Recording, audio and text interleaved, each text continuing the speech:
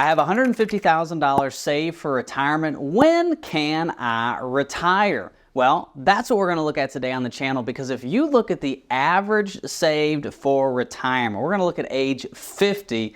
We are not that far off of what the average saved in retirement savings is. So it's a pretty good chance that you might be close to 50 or a little bit over 50 and have $150,000 saved for retirement. You ready to get into this? Let's go. All right, so I've got Tim. Tim's from Idaho, and I'm calling this the David versus Goliath scenario because Tim has done everything right when it comes to saving. Now, I know you might be thinking, Drew, he only has $150,000 saved for retirement. Well, Tim has had some curveballs thrown his way in life. He's gone through a divorce. He's also worked really hard to have zero debt. So he has a $250,000 home with zero mortgage. So most of his money has been going towards the home to pay off the debt and not to his retirement savings. And again, he went through a divorce, and anytime you go through a divorce, and you might know this, the assets get split and it's really hard to get back on your feet, but he's done it. So we're 50 years old. We have $150,000 saved for retirement. We have a salary of $85,000 gross per year. Social Security at 67 is going to be $2,658, so $2,658. Now that's at his full retirement age.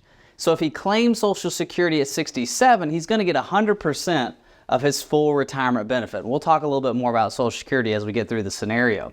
His contribution to his 401k right now is 10%. He's putting 10% of his $85,000 into his 401k. He's getting a 3% match from his company on the 401k. So about 13% is going into his 401k. Now, a good rule of thumb is you want to be saving somewhere between 10 and 15% of your gross annual salary every year for retirement, whether that's in a 401k, an IRA, a 403b. Maybe you do a mixture of 5% into your 401k to get your company match and another 5% into a Roth IRA, or 5% into your 401k and 5% into a brokerage account. Whatever it might be, you want to save somewhere between 10 and 15% of your gross. Now for Tim, he's been doing 10%, and he's getting a 3% match, so that puts us at 13%. So we're right where we want to be. I would like to get it to 15 to 20%, but we're working with what we're at right now. And again, he's doing a really good job.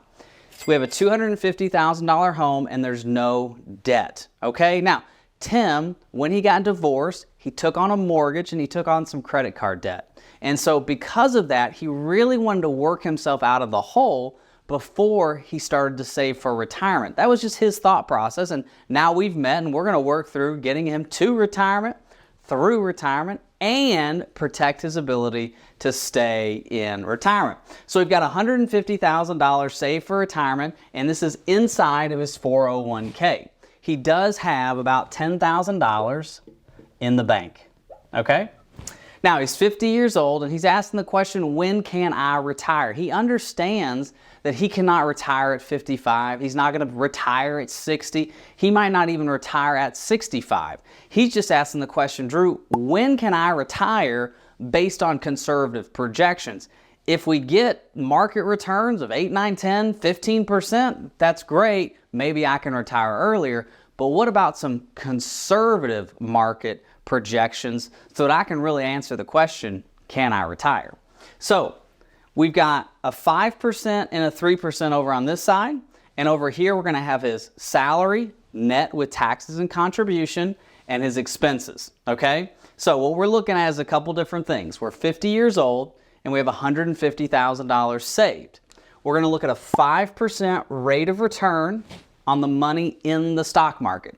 So the $150,000 in his 401k, we're going to project out a 5% rate of return. Now, I realize that that is very low. And what I would much rather him do at 50 in his 401k, understanding that we're probably going to have to work 10, 15, 20 years, is to put that money in the S&P 500, a very simple S&P 500 index fund, 100% try to grow it as much as possible. Now, the S&P 500, the last 50 years, has averaged about 10%. It's 8% with inflation. So we are projecting 3% lower than what I'm actually recommending that he does in his 401k. And the reason that we are projecting it at a lower level is because I want to be conservative in our projections. Obviously, if things change as we update the EKG for Tim, we can make changes to his retirement plan. But if we project low and it comes in high, we're going to high five and chest bump. But if we project high and it comes in low, he's going to try to put my head on a stick somewhere, right? So we need to make sure that we're doing this in a conservative fashion. Now listen, if you would like a financial EKG, all the information is in the description below. Visit our website. We'd love to help you. So we're looking at a 5% rate of return for the money in the market. We're going to look at 3% inflation. So we're going to put inflation on his expenses, right? Because you know your expenses go up whether you working or not. We talk a lot about on this channel retired, people who are retired and looking at inflation. But listen, I'm working. I went to Costco the other day. I see inflation. The Fed might not see inflation, but I do. And so our expenses are going to have inflation on it too, and we're going to look at 3% for the rest of his life. So his income is $4,700 net. Now, let me explain net to you. Net is after taxes, so state, local, federal, after FICA, Social Security, after Medicare, okay? So that's net plus his contribution of 10%. So $4,700 net is what we're looking at. Net minus expenses is $1,275. So this is what we have left over at the end of each month.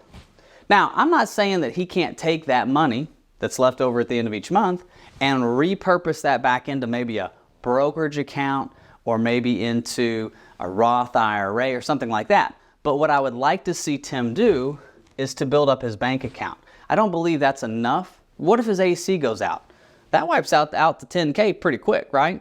What if he needs a new car? That wipes out the $10K pretty quick. What I'd like to see Tim do, now that he's really worked hard to be debt-free, is to protect himself, protect his debt freedom by building up his emergency fund.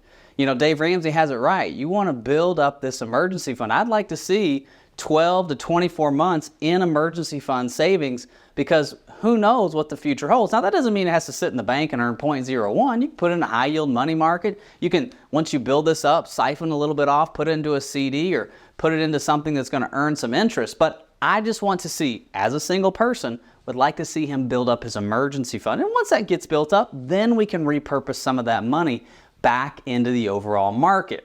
So from 50 to 60, now we are really working hard because he just paid off his house. We've gotten rid of all the debt. We want to grow these assets.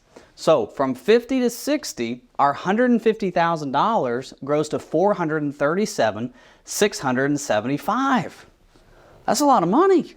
Contributions, rates of return, we're doing pretty good. Now at 60, we have $437,675. Now the thing that's not going to change for Tim are his expenses. So we've got his expenses kind of down to the bare bone. And keep in mind, there's one expense for Tim that's really expensive, and that's health insurance. And so because of the cost of health insurance, Tim is going to work to age 65, kind of like no matter what, because he doesn't want to pay for health insurance on the exchange. So we know we're going to work to somewhere right here at a minimum, because his expenses are kind of bare boned and he doesn't want to add $800 to $1,000 a month in health insurance. So $437,675 is where we're at today, or at 60. We've got the same rate of return. 5% is our rate of return and 3% is our inflation number. So our income, $5,120 is our net income. We're growing our income about 1%. So he sees about a 1% raise every year. Our expenses have gone up by 3%, $4,724. So look at that. Expenses went from $3,425 to $4,724. His income went from $4,700 to $5,120. So now, each month, we're only saving $396. You see that? That's inflation, right? His income is not outpacing inflation, even inflation at 3%. And so, 60 to 70, at 70 we have $802,603. Now, I'm not saying Tim's going to work till 70. He's 50. This is 20 years from now. Like, I'm 38, 48, 50. I don't even know where I'm going to be at 58 years old. I mean, probably going to be doing this, but like, who knows? Who knows where the market's going to be? So when we look at this, we might be able to retire earlier depending on what market rates of return do. So we always have to be thinking about that. Again, look at this, 150 to 802. And I want to encourage you, if you're younger, if you're watching this in your 30s and 40s, Tim's making $85,000 a year. He gets a 1% increase on his salary. He's putting 10% into his contribution into his 401k. He gets a 3% match. And do you see what compound interest did over 20 years? That's God's greatest gift outside of Jesus, compound interest. You name something that's a greater gift than compound interest outside of Jesus, and I'll talk to you, but that's pretty darn good. So 802, 603 at 70. Now what we're going to do at 70 is we're going to ratchet down our rate of return. It's going to 4%. And the reason we're going to go to 4% is because now that we've retired, we want to be a little bit more conservative. We want our investment allocation to correctly position ourselves so that we're not facing the volatility. I call it the Walt Disney World Railroad versus Space Mountain. If you've ever been on any roller coaster, you know as soon as you get on, like, this is going to be terrifying or thrilling, however you feel about roller coasters. You know you're going to get off, but you don't really know how you're going to get there. And Space Mountain at Disney World, it's in the dark. And you feel like you're flying. Now, it's only going like 35 miles an hour, but in the dark with the sounds, you feel like, oh my gosh, I'm in space and I'm flying. You just don't know where you're going to get off. What we want to do is transition from Space Mountain to the Walt Disney World Railroad. Like, we know we're getting off at Main Street. We know we're getting off at Tomorrowland. We know we're getting off at Frontierland. Like, we know we're getting off at these stops. It's set up. And we want to do that. Now, we're not giving up growth in retirement because we need our assets to last forever, but we just want to be more, what's the word I'm looking for? We want to be more consistent with our overall returns when it comes to retirement investing. Now, inflation's going to stay the same. We're going to keep that at 3%. And so if you look at this, now we're flip-flopping because this is adding money. Now we're taking money out. So now our expenses are the top number, where they were the bottom number before. Our expenses are our top number, and Social Security is kicking on at 70. Now, Tim's going to take Social Security at 70, which is $3,295. So I know what most of you are thinking, or maybe some of you are thinking, why didn't he take it at 67 and invest it? You know, when we looked at the projections of taking the money out and investing it, it didn't make sense at this point. Here's a reason why. If you take your Social Security and you're age 67 or your full retirement age, you can take it and make as much money working as you want. A lot of people or a lot of financial advisors will tell you to take it, or money people on YouTube will tell you to take it and invest it. But when you take it out of Social Security and you invest it, is that return guaranteed? No, it's not. And you might say, well, he could put it in a high yield money market. Making what, 4%? Maybe 4 to 5, that's great. But if he leaves it in Social Security, he's going to get an 8% gain every year. Tim's single, okay? At this point, he might meet somebody, but he's single. And we want to maximize his Social Security payment because it's on me, myself, and I, right? His Social Security income's on me, myself, and I.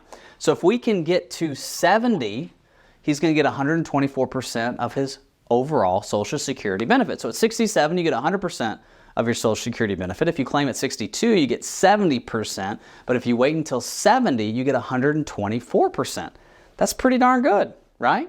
So $65.18 is his expenses, $32.95 is his Social Security. So his retirement income need is $3,223. This is what has to come out of his portfolio. That's what's got to come out of this 802. And so if we do that for 10 years, at 70 he's at $800,000. At 80 we're at $390,000. We're almost down. We're basically down about $410,000. That's a big drop between 70 and 80, and we're essentially out at 85. Now again, I'm using a very conservative 4% projection. Now, there are some things that Tim can do to help make this better. Budget. He can look at his budget. He's very good at his budget. Can we increase our contribution? Can we increase our contributions? That's one of the things he can do. Keep in mind, he's got this excess money, but I'd like him to build up this bank. Really want to see this get built up. But if he wants to get it to maybe 15, 20,000, start chucking more money into his 401k and we can see more growth. Obviously, we're going to invest this 401k more towards the S&P 500, so we're not going to probably get the 5% that we're projecting. We're probably going to get 7, 8%. And we've talked through some of those numbers and what that would look like, and he might be able to retire earlier doing that, and the money's going to last a little longer. Again, I don't want to guarantee anything, so I'm going to come in on the low side. That's a couple things he could do. Now, another thing that he can think about doing is he can look at working part-time. Oh, I know I just said something that's going to like throw everybody into a tizzy, because he's literally working till 70.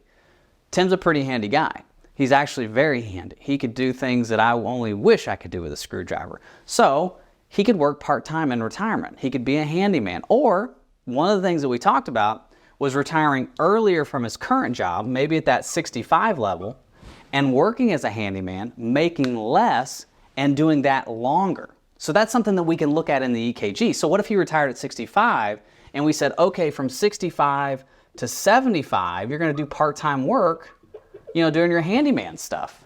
So instead of stopping at 70, we're going to stop at 65, which means the 401k contributions are going to stop. But if he's self-employed, we can start putting money into another investing vehicle, and we're going to do that a little bit longer. So there's things that we can work through to make sure this works for Tim. Keep in mind, 85 at 0, male mortality table right now is 84. Now, I hope he lives to 100.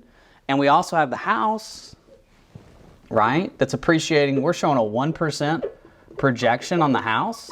And the only reason I use 1% is because in Idaho, I have no idea what the real estate market's going to do in Idaho. I live in Florida. I have no idea what the real estate market in Florida is going to do. So we put a 1% projection on the house. So if we get to 80, right, we can do a reverse mortgage, sell the house, we could rent, move into independent living. So there's a lot of things that he can do to make sure that this money doesn't run out, okay? So I hope this video has helped you. David versus Goliath. I've got $150,000 saved. When can I retire? All right, can I retire at 62 with $150,000 saved for retirement as a single individual? Now, you have some unique circumstances when you're married and then when you're single in retirement. But there are some challenges that you have as a single individual that married individuals and families don't have, especially in retirement.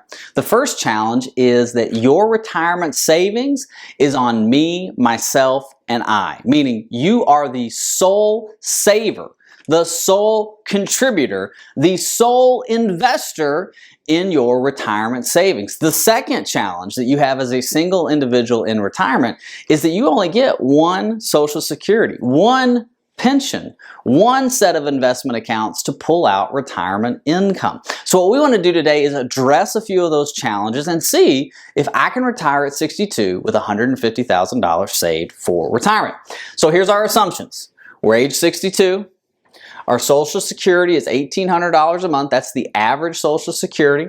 We're looking at retirement savings of $150,000 a year, and our expenses are $40,000 a year. Now, here's how I got that. The U.S. Census Bureau says that the average person in their 60s has $50,000 in expenses. I'm assuming that that's a married couple. From my experience, single individuals don't have $50,000 in expenses in retirement unless they live in higher cost states. Think California, New York, Massachusetts, things like that. So I backed off by about $10,000. So I went to $40,000 in expenses. Now this could be lower, this could be higher. I just want to show you a simple explanation. So 62, we're going to take a couple assumptions. We're going to earn 6% a year in the market, and we're going to have 3% inflation. Okay, so our rate of return is going to be 6%. Our inflation is going to be 3%. Now, our expenses are going to start at $3,333 per month, and our Social Security is going to be $1,800 a month. So that means out of our retirement investments, we need $1,614 per month. So this is what our expenses are that we need to live. Social Security, that's a guaranteed income, right? Backed by the full faith and credit of the United States government. Whatever that means to you, okay? which means we need to pull out of our retirement investments $1,614. This is gross. We're looking at this as a gross figure. This is all pre-tax. So at 72, we have $0. We're out of money. So it doesn't work. $40,000 in expenses, $150,000 in retirement savings, average Social Security, it doesn't work. Obviously, if Social Security is higher, or if you have more retirement savings, it might work. But in this case, it doesn't work. And I'm actually using a rate of return that is a lot higher than what I see normally for individuals in their 60s. A lot of times when I do investment analysis for clients, when I'm looking at their investment portfolio, they're asking me, hey, would you help me manage my retirement assets? A lot of times their rate of return comes in about 4.5%, 5%. And so I'm looking at this as a little bit higher. Now it's 2% behind what the market has averaged for the last 50 years. It's just not a good scenario. It doesn't work. So what can we control? And what can we not control? I can't control the market. I can't control inflation. But what we can control is how much we need in retirement expenses, right? How much we need in retirement income. And we can control maybe working a little bit longer. Now, I don't want to do the working a little bit longer scenario. I just want to look at the expense scenario. So let's go over here. $150,000. We're going to use the same rates of return, 6%, 3%. Let's draw a line here so we don't get confused. Now we're going to drop our expenses to $2,500 a month. So we were at $3,333. Now we're dropping it down to $2,500 a month. Now keep in mind, you've really got to go through your budget with a fine-tooth comb. What I like to do for my clients when we're working through a Your Financial EKG for someone, I actually send them an advanced expense plan. And if you've gone through an advanced expense plan with me, leave in the comments how beneficial that was to you. I had a client just email me today and say, hey Drew, that was so eye-opening actually going through our expenses. Now I'm not trying to tell you you need to have a budget. I'm not trying to tell you to be, a Dave Ramsey person. I like Dave Ramsey. What I'm trying to say is we just need to get our spending down on paper so that we can know what we need from our retirement investments in order to retire. We don't want to just walk blindly into retirement hoping rainbows, unicorns, and pixie dust is going to get us through. We need to have a plan. You've never driven somewhere on vacation. You can't go from Tampa, Florida to Panama City Beach, Florida, which is about 6 hours away. You can't go there without a map. Like you could say, oh, I'm going to drive north and then I'm going to turn left and I'm going to go towards Louisiana and I'll get to Panama City. Maybe. But I would rather have a map. I'd rather say, okay, hey, we're going to take US 19. That's going to go along the coast. Or I'm going to go up 75, hit I-10, and go over. We want to have a map. We want to know where we're going. So, Social Security, $1,800 a month. Okay.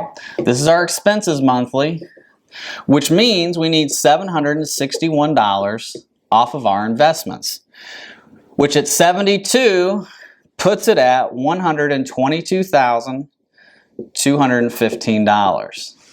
So we've gone from $150 to $122 by lowering expenses. Okay? I think you can see where this is going. 122. Let's go to 82. Same rates of return, same inflation assumption. Our expenses have now gone to $3,533 because of inflation.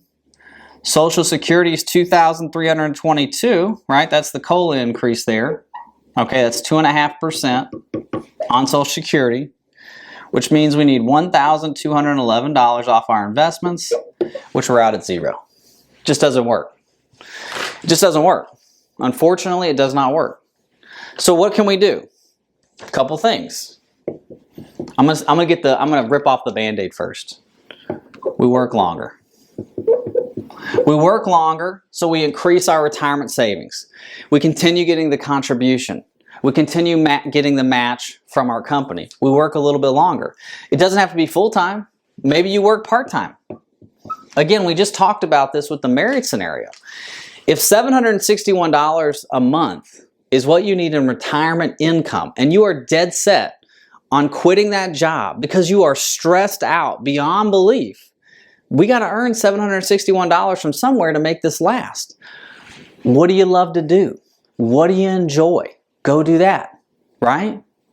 Maybe you go work at a golf course because you love to golf. You get paid to work at a golf course and you get free golf. That's a pretty good deal. I got a lot of clients that do that. I love baseball. I go to the Tampa Bay Rays games all the time. I talk to the ushers because they're all like in their 60s and 70s. I say, listen, I want to be you one day. I want to retire. I want to come to the Tropicana Field, whatever they call it at that time, and I want to watch free baseball and help people find their seats and watch kids enjoy baseball and sing the 7th inning stretch every year. That's what I want to do. That would be a dream for me. That's awesome. So maybe we work longer. Another thing we do, if we work longer, we delay Social Security. And by delaying Social Security, we're increasing our guaranteed income. Because that's what we need. It's a pension. You're single. Me, myself, and I. So if we can increase our Social Security, we can increase our guaranteed income and we can increase the longevity of our assets. Keep in mind, these two scenarios are at 0. But Social Security still pays. Social Security still pays. So if Social Security is going to continue to pay even when we're out, maybe we should try to delay it as long as possible. Okay? Those are the things we need to do. Now you have to decide what you want to do.